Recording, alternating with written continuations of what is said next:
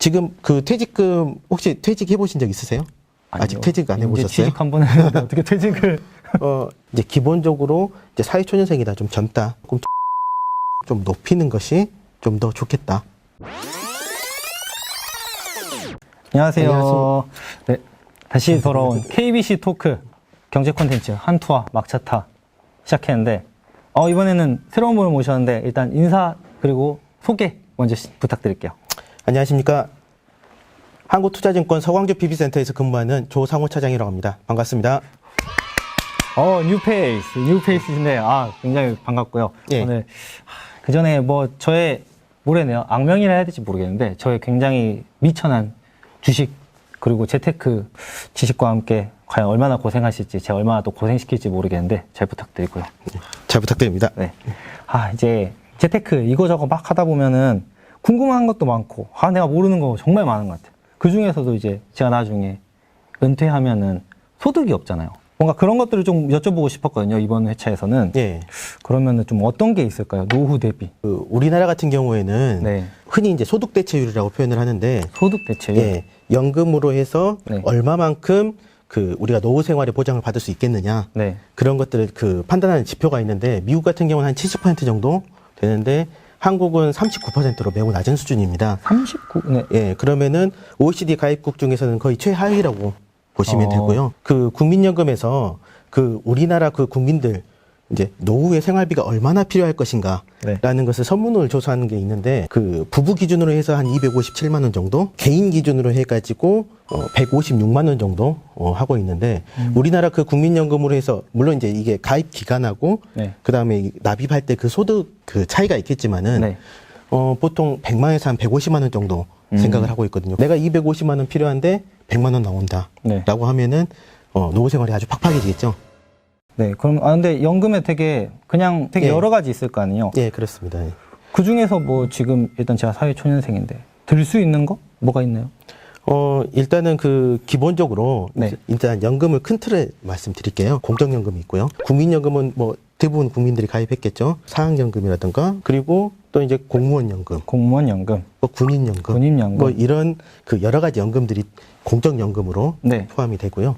개인연금으로 해서 예를 들어 이제 우리 흔히 가입하는 연금저축이라든가, 네. 보통 또 보험사에서도 많이 연금 가입하시는 분들 많이 계세요. 네. 이제 그 다음에 회사에서 가입을 시켜주시는 그런 퇴직연금. 퇴직연금. 제가 제일 궁금한 게 퇴직연금이거든요. 예. 굴린다고 표현을 막 예. 하더라고요. 근데 퇴직연금을 그러면은 굴린다는 게 원리가 어떻게 되는 거예요?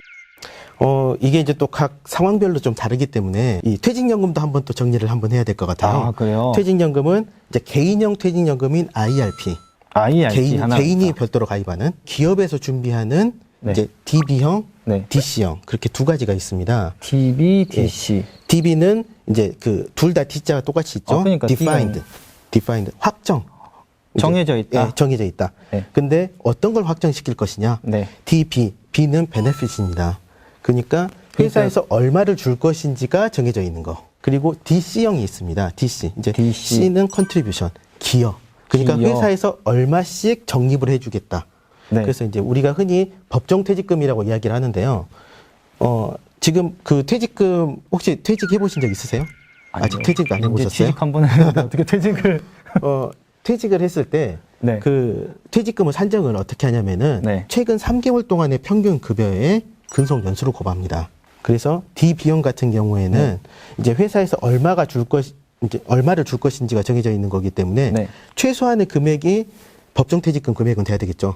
DB는 정해놓고 회사가 정해놓고 이만큼 주는 거고 DC는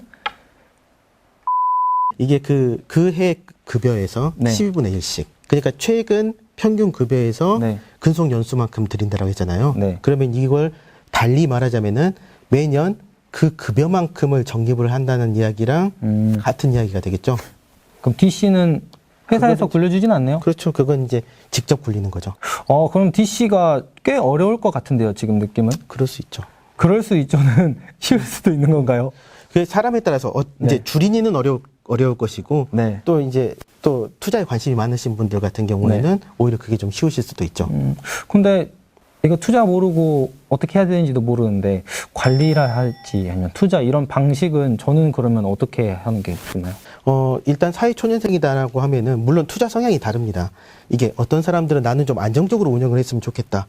나는 좀 주식도 좀 투자하고 좀 공격적으로 하고 ETF 같은 것들 같이 좀 투자하고 싶다. 네. 그런 사람들도 있을 것이고. 그렇죠. 이제 기본적으로 이제 사회초년생이다, 좀 젊다. 그리고 향후에 충분히 어떤 만회를 할 수 있는 그 시간적인 여유도 있고, 그리고 그 또 장기적으로 또 그 어떤 주식시장을 좀 우상향하는 네. 그런 추세가 있기 때문에 네. 이제 사회초년생들 같은 경우에는 조금 투자성 비중을 좀 높이는 것이 좀 더 좋겠다.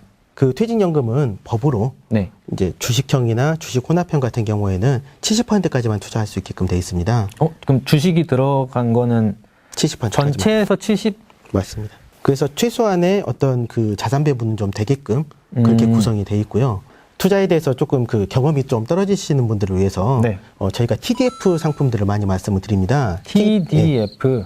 TDF란 타겟 데이트 펀드라고 타겟 가운데가 뭐라고요? 데이트 데이트 펀드.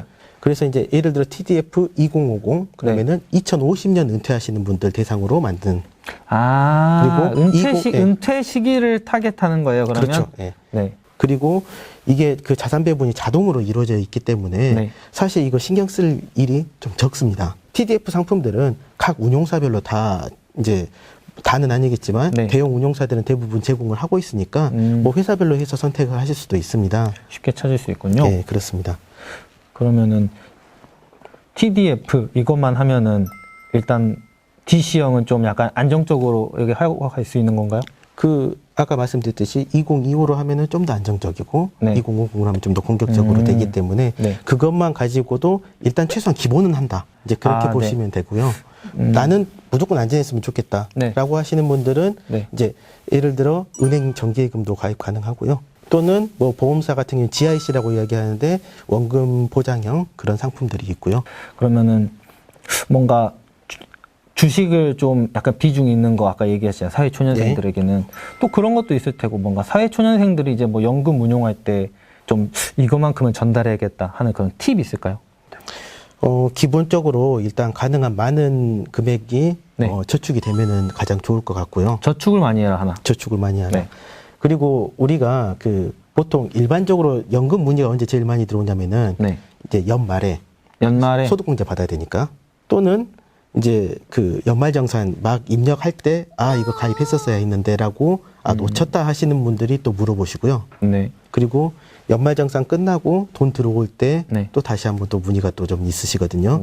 그러니까 이제 이런 것들이 사실 이제 국가에서 이렇게 하면 세금을 아낄 수 있다라고 하는 것들은 네. 이 방향이 어떻게 보면 큰 틀에서 옳기 때문에 이렇게 나가는 거겠죠. 국민연금으로 부족하기 때문에 네. 개인들이 최대한 조금 노후 보장을 할 필요가 있다. 그러니까 이 연금 상품에다가 세제 혜택을 부여를 하고 네. 소득공제를 하고 네. 해서 좀 더 가입할 수 있게끔 유도를 해 나가는데 이렇게 좀 유도하는 상품들은 좀 가입을 할 필요가 있겠다. 네. 연금 내에서 저축은행 정기예금 같은 것들 예를 네. 들어 예금자 보호법 적용 받을 수 있거든요. 이제 그런 것들도 같이 이제 동원해 가면서 네. 최대한 좀 안정적으로 그리고 좀 다양한 선택의 범위가 있기 때문에 네. 잘 활용을 하면은 좋을 것 같습니다. 오늘 뭐 운용 마지막 꿀팁은 분산하라. 그렇죠. 연금 얘기를 막 들었는데 딱 뭔가 한마디 아니면은 연금은 땡땡이다 뭐 이런 거 얘기해 주실 수 있으면은 하나 해주신다면 어떨까요? 뭐 한마디로 줄이자면 연금은 내 미래다. 미래다. 네. 오, 내 간단히. 미래를 위해서 간단하게라도 준비를 하시는 게 좋으니까요. 지금 당장 시작해라 연금도. 맞습니다. 알겠습니다. 좀 더 많이 알고 많이 배워야 될 것 같은데 오늘 되게 연금 내용 이렇게 들었는데도 제가 아직까지도 막 머리가 막 복잡해요. 편집하면서 또 배우고 나중에 또 궁금하면 여쭤보고 하겠습니다. 예, 알겠습니다. 네, 오늘 말씀 정말 감사드리고 네. 연금 잘 해가지고 노후들이 정말 잘하는 그런 사회초년생 되도록 하겠습니다. 네, 고맙습니다. 오늘 말씀 감사드리고 네, 정말 오늘 감사드립니다. 네, 감사합니다. 감사합니다.